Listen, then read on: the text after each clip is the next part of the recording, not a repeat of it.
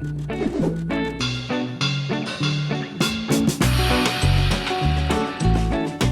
know, we're cutting the ribbon on the East Side Connector. This is a great project for non-motorized transportation in the city. As a member of the Tri-County Regional Planning Commission and City Council, as well as an avid biker around town, I'm thrilled that this is finally coming to fruition, and that we're already seeing residents today using it and enjoying non-motorized transportation routes in the city. It's the future of how we're going to, connect last mile transportation and mobility around the city. So I'm very excited to be here today. All right, well, welcome everyone to this ribbon cutting for the East Side Connector.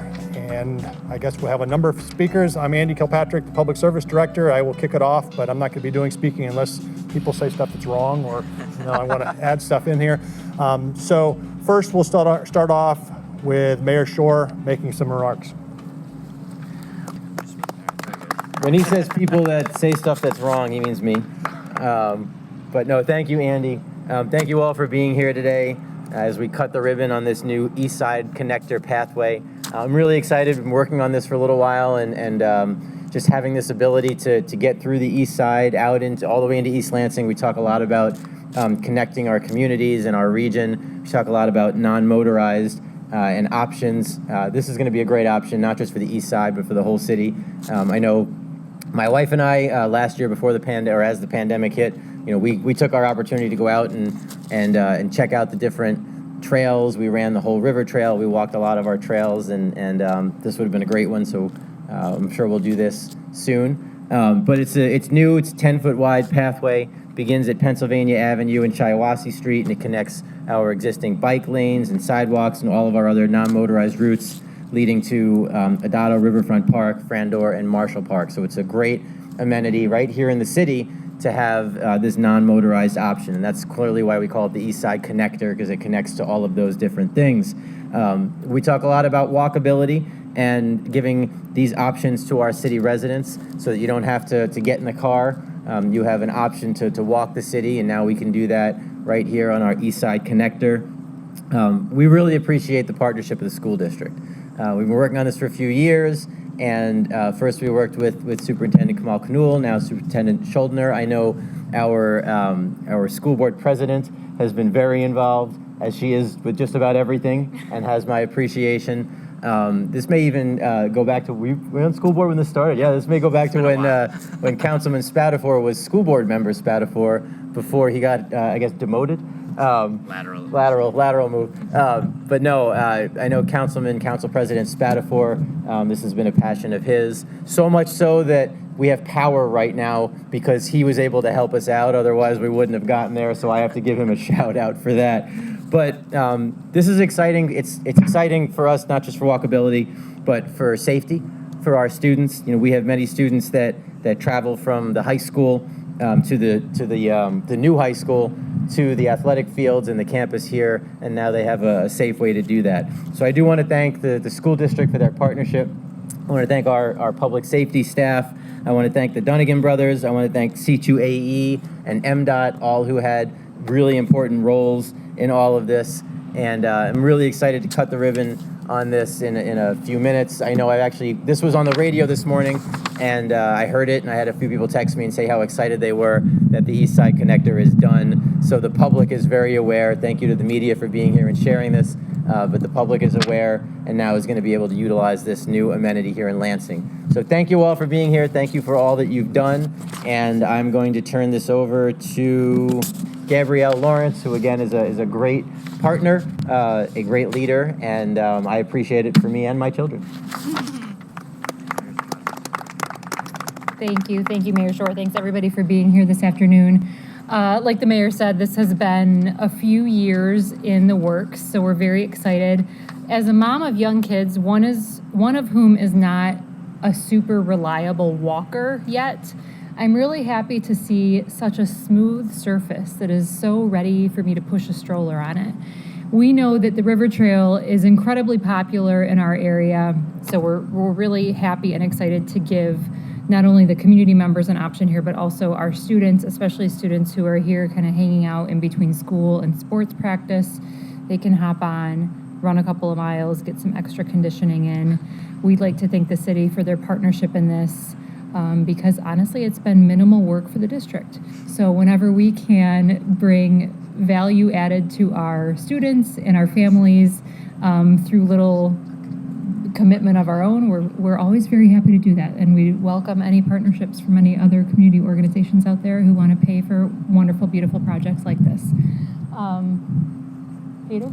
Yeah. I'd like to introduce City Council President, former Lansing School District Board of Education member and President, my friend Peter Spadafore. Thank you, President Lawrence and Mayor Schor. I'm really excited to be here. Like Gabrielle, I run for office and run when chased. I don't run on trails, but I do see the incredible value that this brings to our community when we talk about multimodal transportation. I ride my bike on this constantly. I'm so excited to see the east-west connection being realized in our community. This is one of those amenities that when you talk about what makes Lansing special, this is the type of thing we mean. As a member of the Tri-County Regional Planning Commission, I'd like to thank Director Snell and his staff for helping pull together some of the funding on this. It was a series of fits and starts, but as with many of these types of projects, it was worth the effort. So I'm just very proud to be here today and watch as our mayor cuts the ribbon on something that will be long-lasting in this community and serve so many of our residents. So thanks for having me today. So anyone else before I introduce Jim? Nope, okay. So Peter already mentioned the role the Tri-County Regional Planning Commission was on this project, but you might not know behind the scenes, they're the ones that the federal money flows through. And there are a lot of steps, unfortunately, for any federal project with right-of-way and endangered species of bats and mollusks and everything else in the world. And so without them, this project and others with federal funds would not happen. So introduced Jim Snell from Tri-County Regional Planning to make a couple comments. Usually I'm introduced as the person who stands in the way of all of these projects, so it's actually kind of nice. I want to thank everybody for actually taking all of my thank yous from me. So as Tri-County Regional Planning, we look at the regional level, we look at quality of life issues. This project obviously is going to improve the quality of life in the urban area, connecting these valuable, vital trails in the region. So when we look at the regional side of things, this is a very big piece of what we're trying to do overall. I'd like to thank the mayor for his support.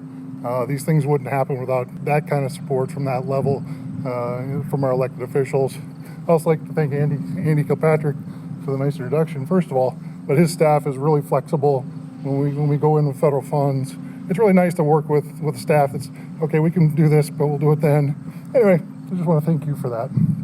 And besides that, I think I have said my brief statements. Let's go for a walk. 5, 4, 3, 2, 1. Woo! Now we're gonna have one for the district. Obviously, this trail will serve more than just the folks who live directly on it, but it'll also connect other areas that are vital transportation corridors for non-motorized. So we're pretty excited about it. Moving forward, I think there's a lot more we can do to keep connecting these. These are tougher ones to put in than if we're out in a field or a forest somewhere, but we're going to keep encouraging them to do them. It's not only just for recreational purposes, but also for tourism. We see all these trails all over the state now. I think it's time for this region to kind of dip into that tourism a little bit. And our study is going to look at how we can get those trails built, where they can go, and how do we pay for them. This is another success here in the city of Lansing, a regional project that we've been able to work on with our school district, with Tri-County Regional Planning. We have been able to open up another walkable area of our city. Very proud of our non-motorized trails and areas. So opening the East Side Connector, it's been difficult to make sure that we can get all the pieces put together, but now we've got a connector where people can walk the east side without having to worry about being on a road or driving. So it's just a great option through our Parks and Trails system for our citizens, no matter where you're from, to get out and see this east side of the city. We have now over 17 miles of connected river trail, and this just adds to that. Even though it is not connected to the river trail, it does connect those communities to, again, the amenities that we have here, whether those are schools, whether those are parks, but to all of our public spaces, and allows our residents that opportunity not only for safe transportation, which is a big part of this, but also for recreation.